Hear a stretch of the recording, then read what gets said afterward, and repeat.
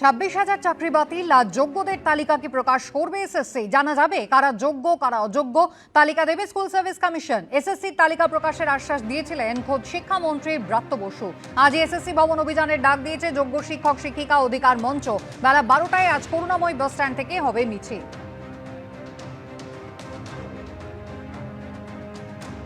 শিক্ষামন্ত্রী ব্রাত্য বসু তিনি আশ্বাস দিয়েছিলেন আজ অর্থাৎ 21 তারিখ যোগ্যদের যোগ্য অযোগ্যের তালিকা সামনে নিয়ে আসবে এসএসসি। সেই সম্ভাবনা আজ জোরালো হচ্ছে।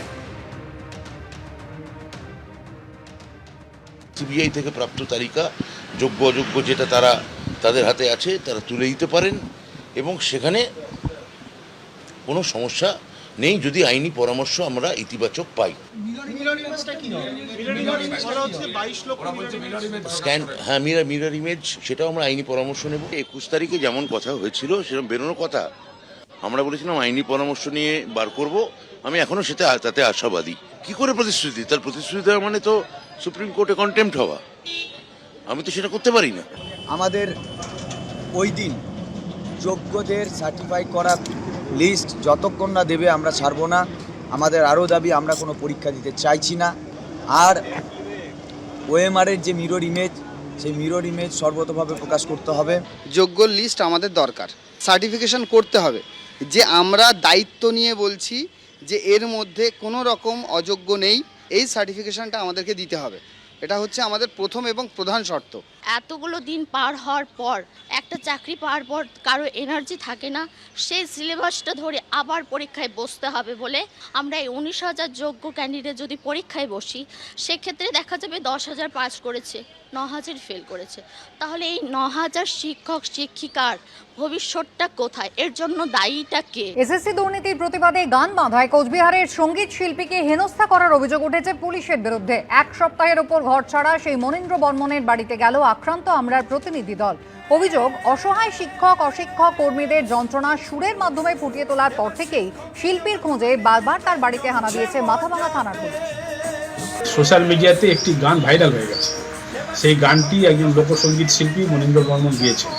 তার 3 দিনের মধ্যেই তার বাড়িতে পুলিশ পাঠিয়ে দিয়েছে রাজ্যের প্রশাসন, রাজ্যের শাসক দল, এবং স্বাভাবিকভাবে ভয় ভীতিতে তিনি ঘরছাড়া আছেন।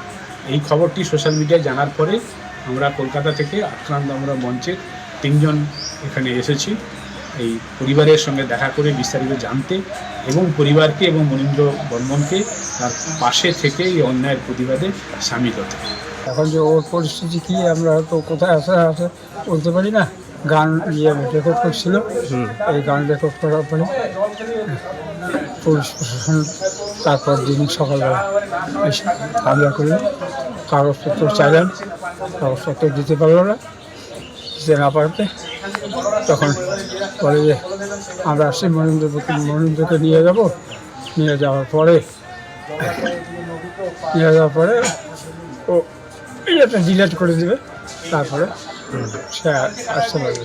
গত পরশু দিন থেকে অর্থাৎ 12 তারিখ 13 তারিখ থেকে আমার বাড়িতে পুলিশি উৎপীড়ন শুরু হয়। পুলিশ আসছে আমাদের বাড়িতে, এসে আমাকে খুঁজছে। ওনারা বলে যে মনীন্দ্র বর্মন গান আপলোড দিয়েছে, সেই গানটাকে ডিলিট করতে হবে এবং মনীন্দ্র বর্মনকে আমাদের সামনে নিয়ে আসুন, ওনাকে থানায় যেতে হবে। প্রত্যেক দিন মানে মুহূর্তে মুহূর্তে পুলিশ আসছে আমার বাড়িতে, যেন এমনটা যেন মনে হয় যেন আমি কোনো বড় ক্রিমিনাল, আমি কোনো বড় অন্যায় করে ফেলেছি। মনীন্দ্র বর্মন লোকগীতি গায়, ভাওয়াইয়া সঙ্গীত, এই শিক্ষক নিয়োগের দুর্নীতি, আজ 26,000-এর চাকরি গিয়েছে তার জন্য। গান বেঁধেছিল, গান লিখেছিল, স্বভাব কবি, সবসময় গান লেখে গান গায়। লোকশিল্পী বলতে পারেন, গ্রাম্য শিল্পী বলতে পারেন। গান আপলোড করার পরে পুলিশ তার বিরুদ্ধে মামলা রুজু করেছে, তাকে করে হামলা করেছে। সে এখন ঘর ছাড়া।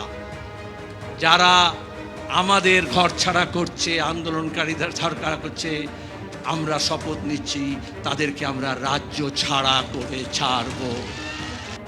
বিজয় বাবুর এটা রাজনীতি করতে এসেছেন, তাকে যদি পুলিশ অ্যারেস্ট করতো, হেনস্থা করতো, তখন সেটা একটা প্রশ্ন ছিল। পুলিশ তাকে অ্যারেস্ট করেনি। পুলিশ তাকে জিজ্ঞাসাবাদ করতেই পারে, সেটা আইনি নৈতিক অধিকার আছে। এমনকি কোনো যদি গান রচনা করে সেখানে যদি পরিবেশ বিশৃঙ্খলা সৃষ্টি হতে, সেটা পুলিশ সেটা দেখতে পারে, সেটার উত্তর পুলিশ। আর ওনারা রাজনীতি করার জন্য এখানে এসেছেন।